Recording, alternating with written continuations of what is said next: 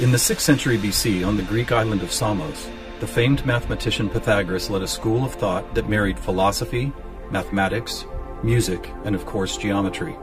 And while Pythagoras did not discover advanced geometry, he did apply it in new ways, especially to music. For instance, he noticed that when a tauten string was plucked, it would create a tone. And when that string was divided in half, it would make the same tone, only twice as high in pitch. Pythagoras then came up with numerical ratios based on harmonic fifths, and this led to the creation of the musical scale found at the root of most modern music.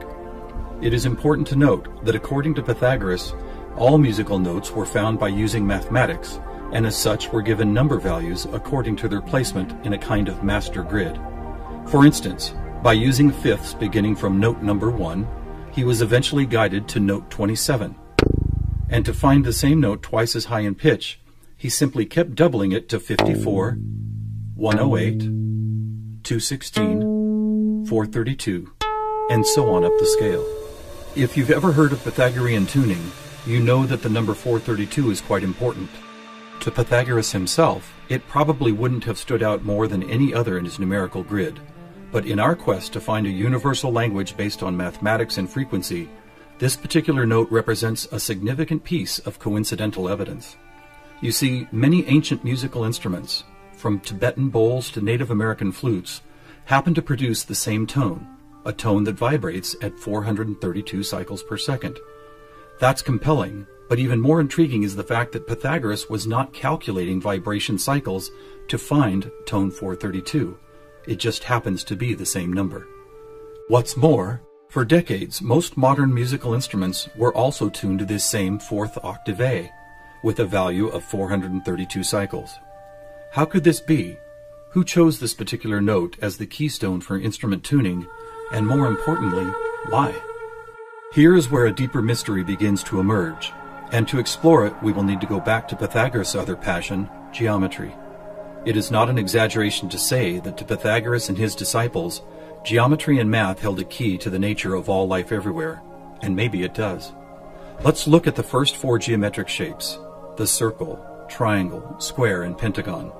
In each of them are angles of degrees that when added together always total a specific number relative to that particular shape. For instance, if we take a triangle, the sum total of all 3 interior angles is always 180. For both the square and circle, it is 360. For a pentagon, it is 540. Now at this moment, let's step back and look at these numbers in a different way, as there seems to be something about them that reaches beyond a simple sum of angles. Did you notice that they happen to be in the same numerical neighborhood as tone 432? What's more, they all add up to 9, just like 432. As an experiment, let's take a look at the numbers found in basic geometric shapes, then apply those numbers as vibration cycles to hear the tones they produce. First, let's listen to what the 180 total degrees contained in a triangle sound like.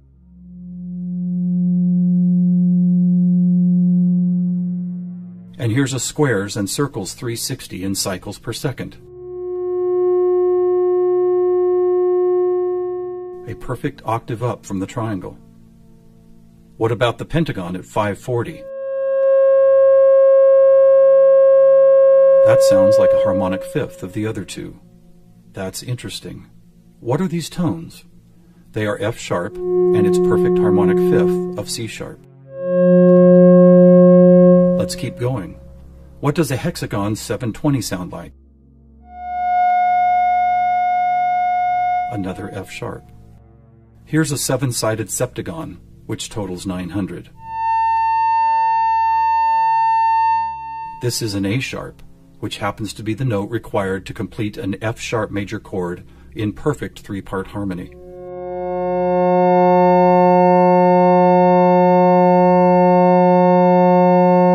And finally the octagon, where we get 1080, another C sharp. Suddenly, geometry is expressed by tones, and these tones just happen to create the most beautiful form of music, a perfect 3-part major chord in the key of F sharp.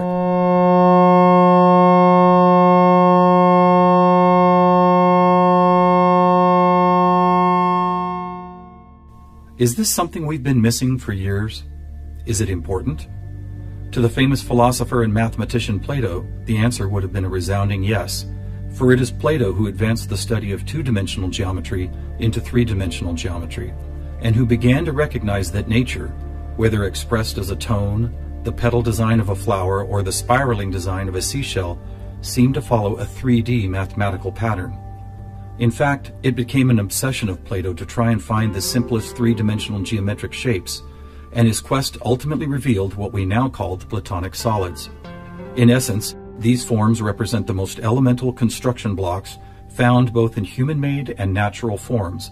So let's see if and how they fit into our geometry tone grid. First, there is the tetrahedron, or a three-sided pyramid comprised of 4 interlocking triangles. As we did before, let's add up all the angles found in those 4 triangles. The answer, 720, which we have already seen is the tone F sharp.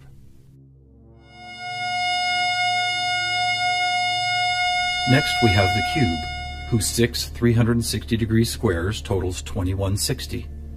What does it sound like?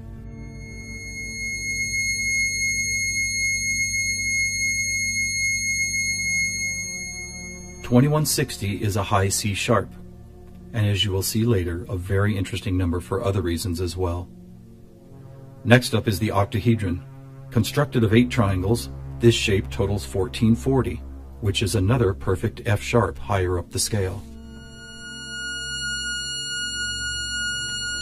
The icosahedron is made up of 20 triangles, so the total number of degrees is 3600. As a tone, 3600 vibration cycles create the A sharp needed to complete yet another F sharp major chord that sounds like this.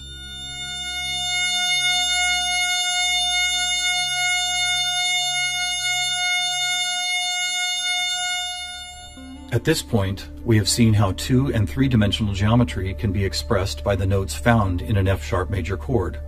Could this also be true with what is known as sacred geometry? To find out, we will first need to build a design called the germ of life, which, when repeated, goes on to reveal the seed of life, then flower of life pattern found at sacred sites all over the world. First, we start with a circle at 360 degrees, which is the familiar F sharp. We then add our second circle, bringing the total to 720, another F sharp. 3 circles totals 1080, which provides the harmonic fifth of C sharp. 4 circles is 1440, another F sharp. 5 circles totals 1800, or the A sharp needed to once again provide the harmonic third of an F sharp major chord. And finally the 6th circle, which brings the total to 2160, another C sharp. Amazing! It's as if we can now both see and hear the flower of life pattern that has intrigued humankind for thousands of years. So now we have 2-dimensional geometry, 3-dimensional geometry, and even sacred geometry being represented by different variations of an F sharp major chord. How is this not common knowledge? How have we missed this connection? There are actually 3 explanations. 1, for reasons ranging from the mundane to the conspiratorial, musical instruments are no longer tuned to an A vibrating at 432 cycles per second, but rather 440. 2, modern tuning calls for equal temperament, which no longer adheres to Pythagoras' whole number simplicity. And 3, the tuning method required to reveal geometric shapes is based on a mathematical grid rather than mathematical ratios. This grid, if it had a name, would probably be called something like factor 9, because the number 9 is found not only in the sum of every note on the grid, but also as the number required to move up or down the scale. For instance, if we started at note A at 216 cycles, all we would have to do is add or subtract the number 9 to reveal all the other tones in that octave. And it is here, on this incredible factor 9 grid, that we find not just some of our geometric numbers, but all of them. Conversely, modern A440 tuning reveals not one correlation to geometric numbers. Now let's go back for a moment and take a look at one of these numbers, 2160, the number expressed by both the cube and the germ of life pattern. You may have already noticed that without the 0, it is exactly half of our magic 432. That's worth noting, But what is even more intriguing is the way this number keeps showing up in other large-scale measurements. To discover one of these measurements, we will need to jump forward from Plato's time to when the Mayan civilization was flourishing.